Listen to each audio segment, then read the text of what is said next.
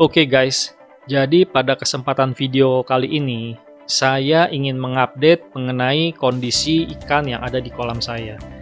Nah, eh, pada slide video yang kali ini, saya menyampaikan informasi ikan-ikan yang saya angkat dari kolam saya. Nah, kenapa ikan ini harus saya angkat? Karena ikan ini, eh, mereka punya porsi makan itu terlalu banyak ya. Jadi baik pelet ataupun makanan ikan laut yang saya buat sendiri itu hampir sebagian besar mereka sikat.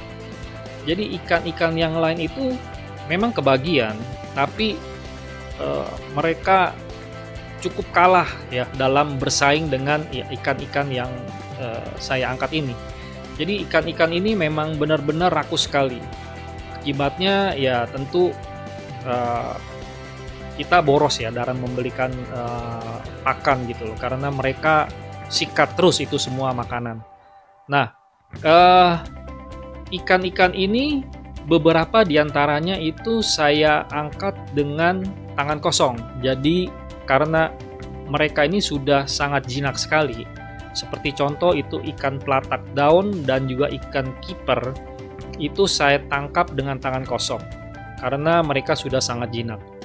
Kemudian ikan-ikan lain itu saya tangkap dengan cara sistem pancing. Kenapa dengan cara sistem pancing?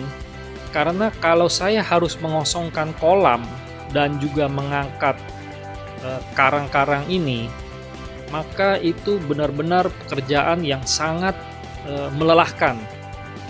Dan juga mungkin akan membuat ikan-ikan lain bisa makin stres karena kita harus mengobok-ngobok itu kolam dengan sedemikian rupa untuk menangkap ikan yang kita tuju.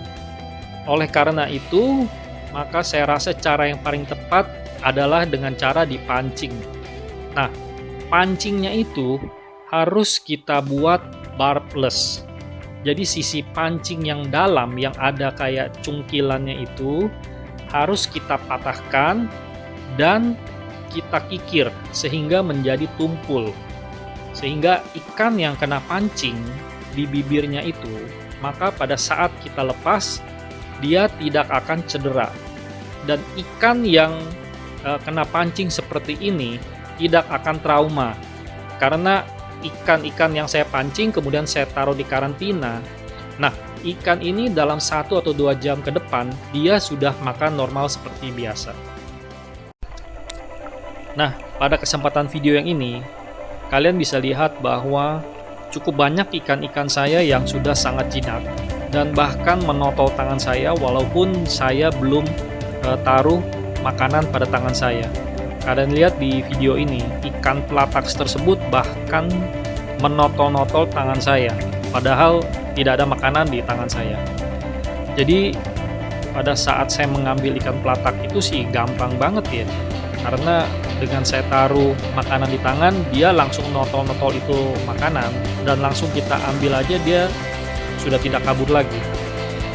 Nah, alasan lain juga kenapa saya angkat ikan pelatak ini, selain karena makan yang banyak, dia pun juga sudah cukup agresif. Jadi beberapa jenis ikan angel saya pun dikejar-kejar sama dia kalau lagi berebutan makanan. Kemudian saya juga ingin memberi ruang kepada ikan-ikan lain yang rencananya memang akan saya tambahkan ke kolam ini, seperti ada ikan angel piama dan kemudian ikan angel Napoleon dan angel koran besar yang sedang saya hunting juga.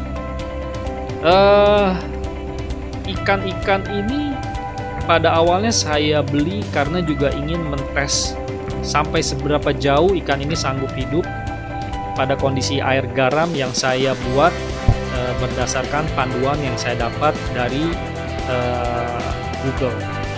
Jadi sebelum saya yakin bahwa ikan-ikan semacam angel Napoleon ataupun angel piama sanggup hidup, maka saya coba dulu testing dengan ikan-ikan yang lebih kuat lah menurut saya, dan terbukti ikan-ikan ini sanggup hidup dengan baik dan makan juga dengan rakus.